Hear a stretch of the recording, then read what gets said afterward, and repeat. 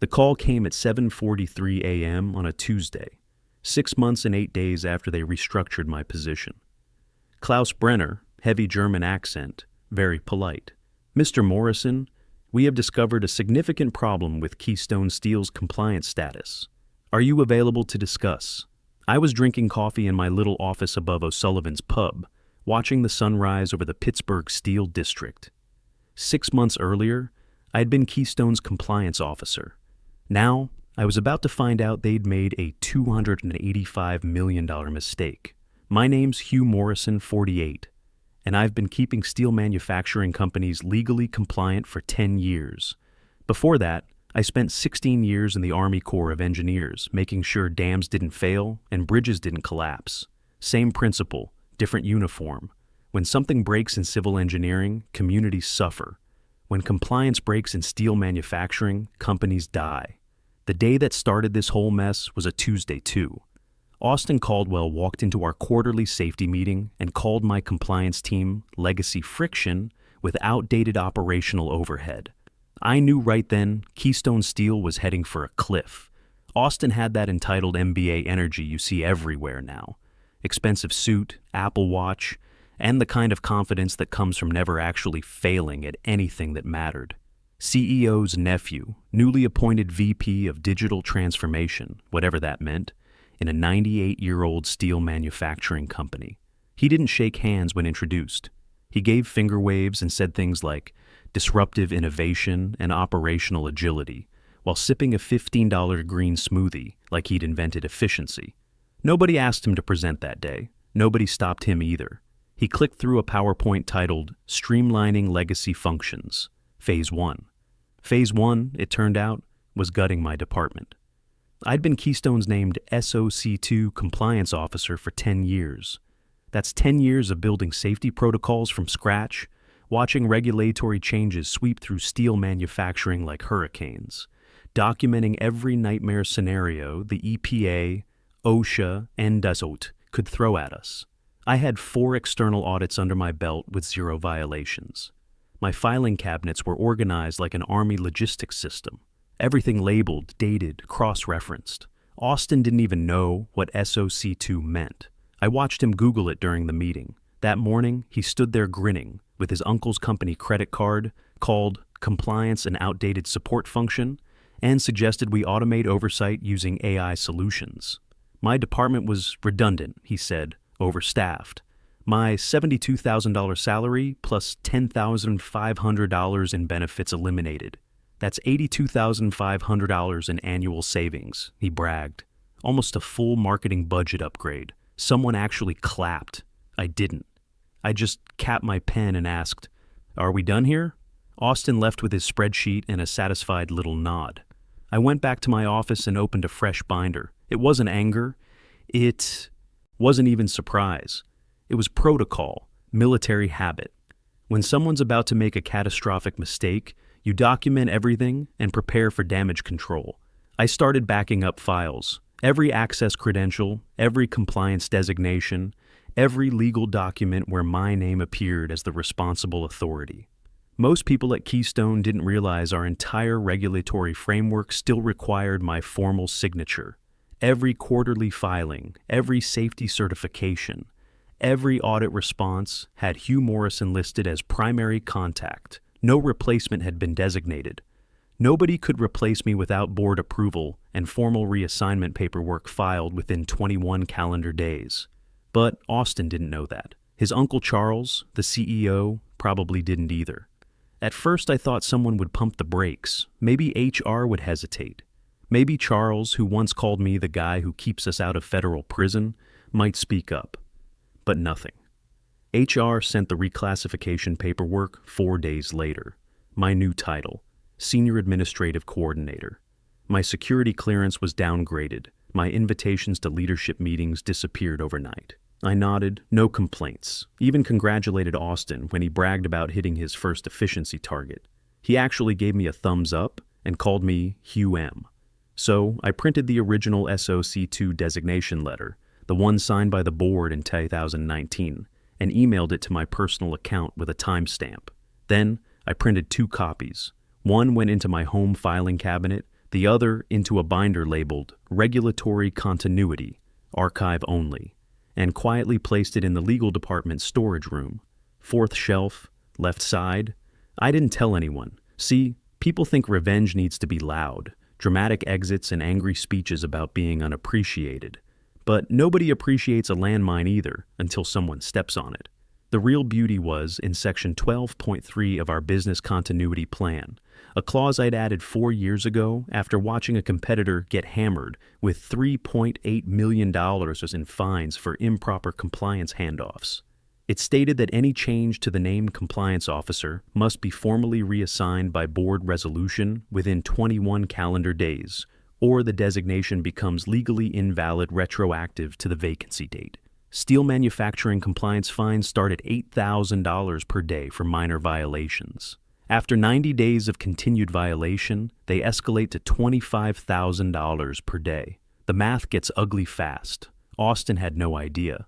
Legal hadn't checked. Charles just signed off on the efficiency report without reading the details.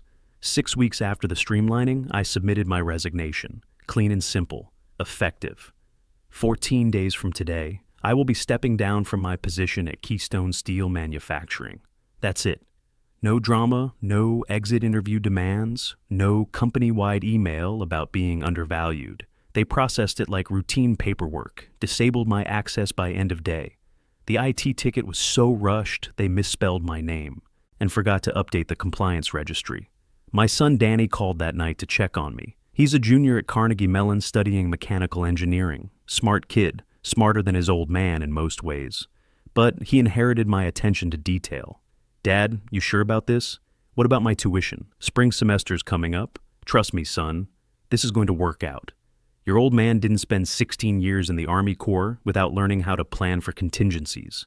Sounds like you've got something up your sleeve. Just following proper procedures. Sometimes that's all it takes. That weekend, I updated my profile on the Federal Compliance Registry, setting my certification to active, executive designation relinquished, no replacement filed, effective day 28. Then I registered as an independent consultant specializing in crisis compliance recovery. 24 hours later, my phone started ringing. By Monday, I had 4 serious inquiries, 2 from law firms representing companies in regulatory trouble, 1 from a boutique consulting group, and 1 from a German steel conglomerate that specialized in acquiring American mid-market manufacturers. That last one made me smile. Across town, Keystone hummed along without missing a beat. No exit procedures, no knowledge transfer, no replacement training. Austin was already planning phase 2 of his optimization strategy. Charles started talking about the company's new agility mindset in industry interviews. Nobody noticed the compliance clock ticking toward day 22. I set up shop in a small office above O'Sullivan's Pub on Liberty Avenue. 2 desks, a coffee maker that worked half the time, and a view of the old J&L Steelworks. Rent was $900 a month. My first consulting contract paid $275 per hour. The math worked better than my old salary. Every morning, I'd walk downstairs and get coffee from Patrick, old Irish guy who'd run the place for 35 years. We'd talk about the Steelers, the weather, sometimes about business. He knew I'd left Keystone, but didn't pry. Military guys understand when someone doesn't want to talk about work. You know, Hugh, Patrick said one morning, my grandfather worked the blast furnaces at Homestead. 43 years, never missed a day. When they tore down those stacks, he said something I'll never forget. What's that? The young ones think they can build better than the old ones, but they never ask why the old ones built it that way in the first place. Day 43 of Keystone's compliance violation. I got a call from a steel fabrication company in Ohio. Their compliance officer had quit without notice, and they were facing a regulatory audit in 5 weeks. Panic mode. I quoted them $340 per hour, plus expenses for a 4-week emergency engagement. They said yes before I finished the sentence. Day 67, I was on a plane to Texas, helping a steel processing plant navigate an EPA investigation. Their previous compliance team had missed a filing deadline. The potential fines were in the millions. My job was to reconstruct their documentation trail and prove good faith compliance efforts, military precision and attention to detail. Same skills, different battlefield. Day 89, the escalating fine structure kicked in for Keystone. Not that anyone there knew it yet. Steel manufacturing compliance violations become exponentially more expensive after 90 days. The daily penalty jumped from $8,000 to $25,000, still invisible, still accumulating, still retroactive. Today 22. Day 95, I was back in Pittsburgh when Danny called with news. He'd been accepted into Carnegie Mellon's Accelerated Compliance Engineering program. New field, growing demand, excellent job prospects. Guess who inspired me to look into it, he said. Your old man's rubbing off on you. More like I realize there's job security in keeping people out of trouble. Plus, the starting salaries are really good. Professor says with all these international companies buying American steel plants, they need people who understand both sides. Danny was right. The steel industry was changing. Foreign companies with deep pockets were snapping up American manufacturers, but they needed local expertise to navigate federal regulations. Someone who understood both the technical requirements and the business impact. Day 120, Keystone announced the deal of the century. Press release went out at 9 a.m. Keystone Steel Manufacturing to be acquired by Braun Steel Industries for $285 million. The story made the Pittsburgh Business Times front page. Charles was quoted extensively about Keystone's innovative operational transformation under new leadership. Austin was quoted too. He'd positioned himself as the architect of Keystone's lean operational model that attracted international attention. The article mentioned his strategic elimination of redundant legacy functions as a key factor in Braun's interest. I read it over my morning coffee at O'Sullivan's. Patrick saw me smiling at the newspaper. Good news? He asked. You could say that. Sometimes patience pays off. My grandfather used to say something else about the steel business. The furnace that burns hottest melts the steel, but if you don't tend the fire right, the whole thing comes down. Day 135. The due diligence team from Braun Steel Industries arrived in Pittsburgh, professional, thorough, and led by a woman named Dr. Ingrid Weber, who spoke 5 languages and had the kind of attention to detail that made German engineering legendary. Her team included Klaus Brenner, a compliance specialist who'd spent 17 years auditing American acquisitions for European steel companies. They spent the first week reviewing financial records, operational metrics, and safety protocols. Everything looked clean. Austin had prepared beautiful presentations about streamlined operations and reduced overhead. The numbers were impressive. The timeline was aggressive. Charles had already started talking about integration plans. Braun executives were optimistic. This looked like exactly the kind of lean, efficient American steel manufacturer they wanted in their portfolio. Keystone's management team was confident. Legal had reviewed everything twice. The deal was on track for closing in 2 weeks. Day 149.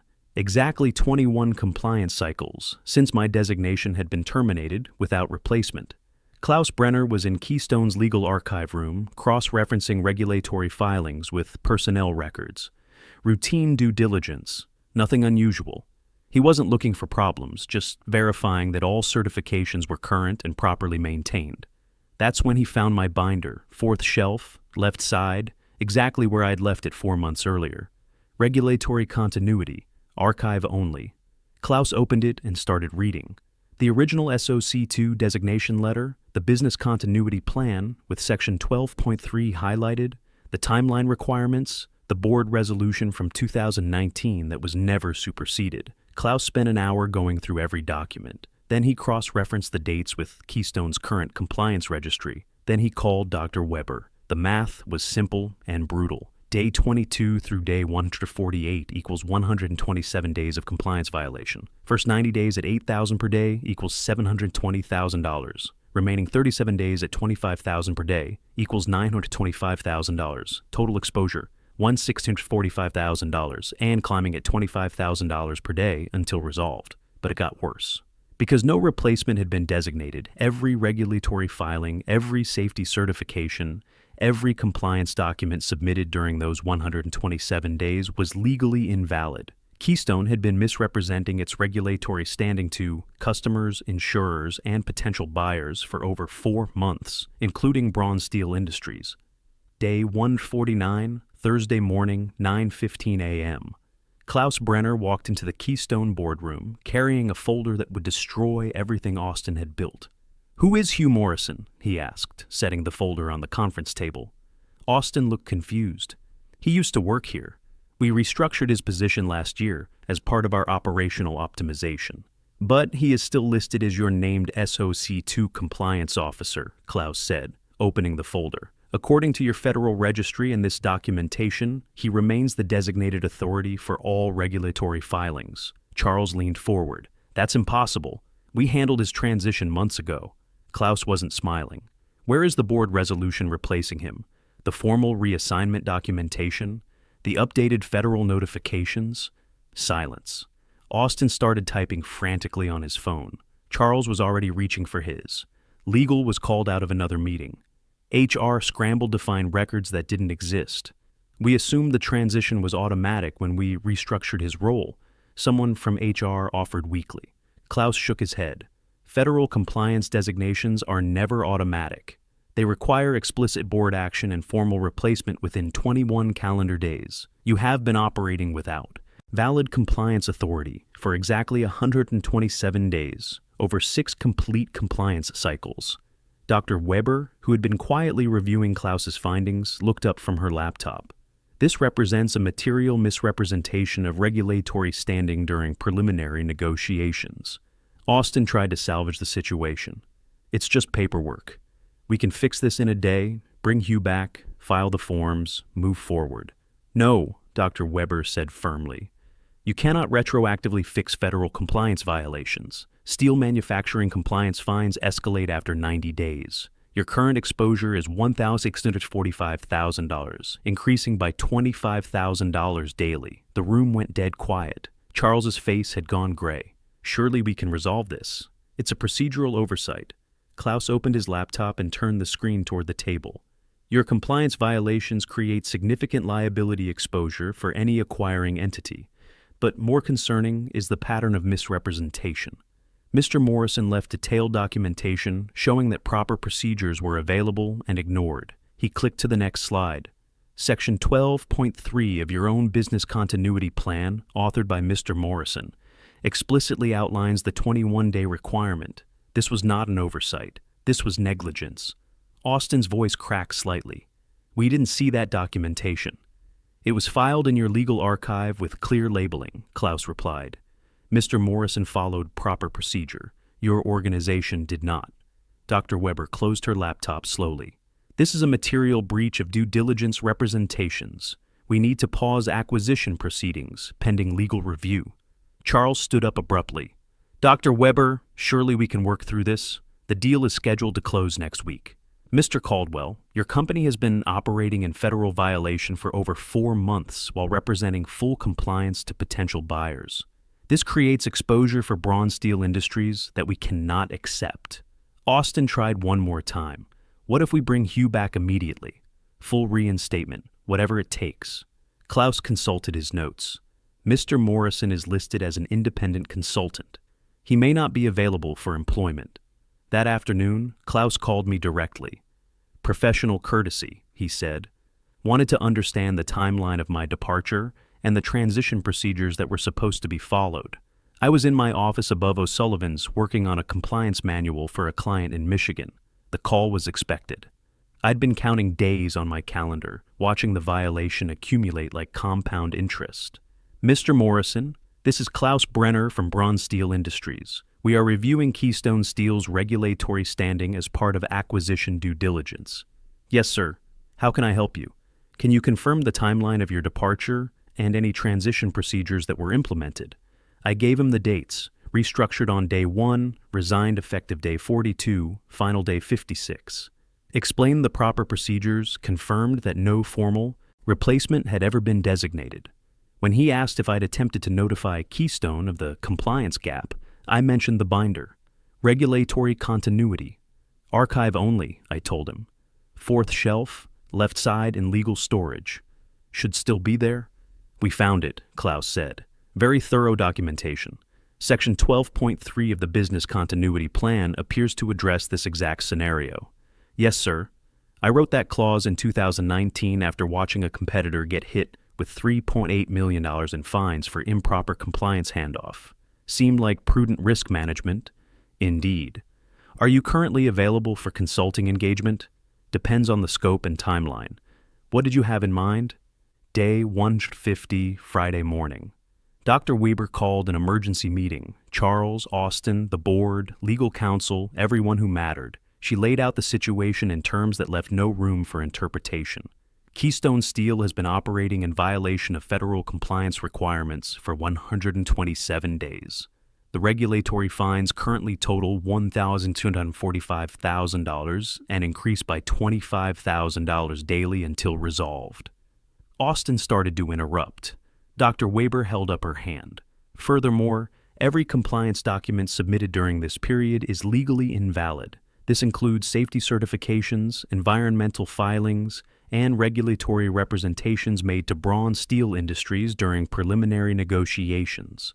Charles's voice was barely a whisper. What does this mean for the acquisition?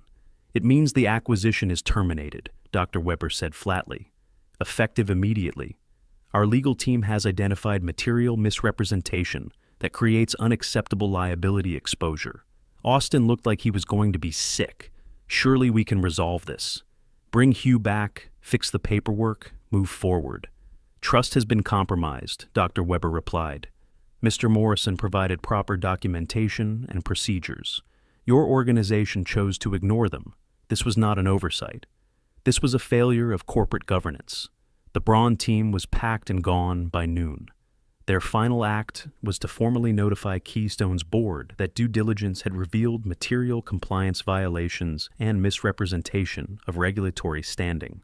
The press release went out Monday morning. Braun Steel Industries withdraws from Keystone Steel acquisition due to unresolved regulatory compliance issues. Keystone stock opened down 19% and kept falling. By market close, it had dropped 33% in a single day. The business press picked up the story immediately. Headlines like, "Compliance failure kills $285 million deal," and "When cost-cutting goes wrong." Tuesday morning, my phone rang again. Dr. Weber this time. "Mr. Morrison, Braun Steel Industries is interested in retaining your services for a comprehensive compliance review of our North American operations. 16-month contract, $275 per hour. Full autonomy over methodology and timeline. Are you available?"